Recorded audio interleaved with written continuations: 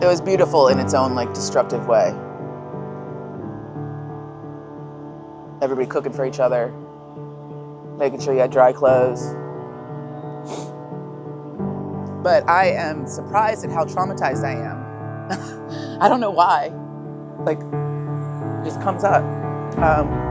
Because I know it happened, and I know it's over, and everything's gonna be fine. But it's still there.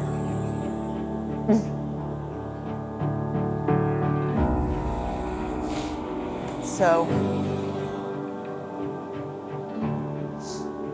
yeah. We're gonna try and rebuild.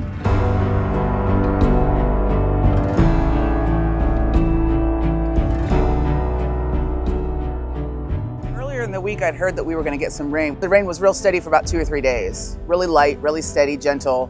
Expected water in the basement. We didn't expect like what we got at all. I went to sleep. Curtis, my husband, woke me up at 1 a.m. and said, we're probably going to have to evacuate. And then we were just on alert the whole time. In the basement, trying to secure stuff, boards over doors.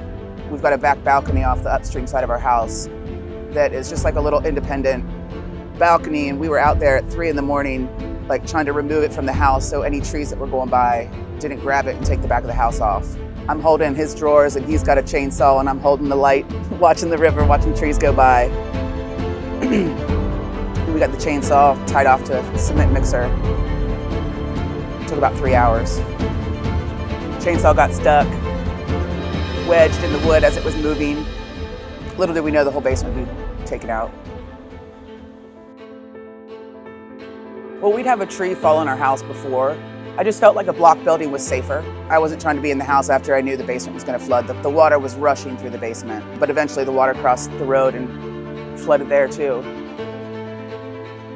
We eventually got my downstream neighbors to come out in the post office for safety, but it was hard. Nobody wants to leave their home. We were up on the hill at a neighbor that we don't know's house and took shelter in her screened-in porch, who I hope to meet someday. Literally just sitting there stunned, staring off into space, watching the road and my upstream neighbor's house go in. We couldn't see our house, my house, but we could see other places, and it was just everything washed away. And Curtis stayed down here.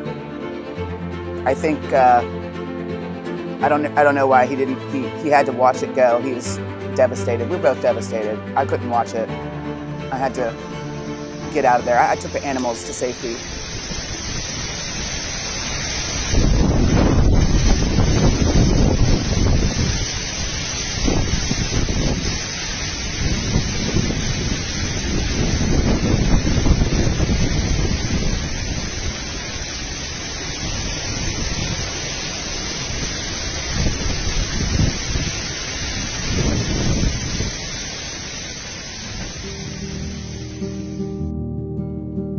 The first week was like very peaceful because nobody could get in and nobody could get out. And we set up camp on the truck out in the yard and started cooking food before it all went bad.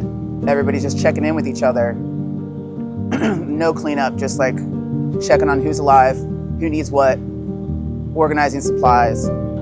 It's like Charles Dickens, like the best of times, it was the worst of times. And I totally get that now because devastation completely, but people coming together and like no questions asked, don't know you need something. People came out in droves. So my biggest lesson is that humanity's good, which is great.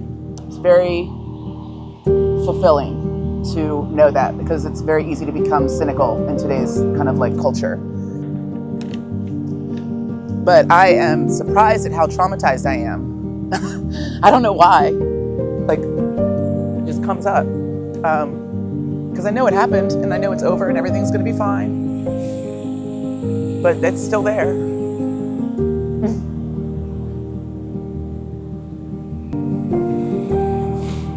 So, yeah.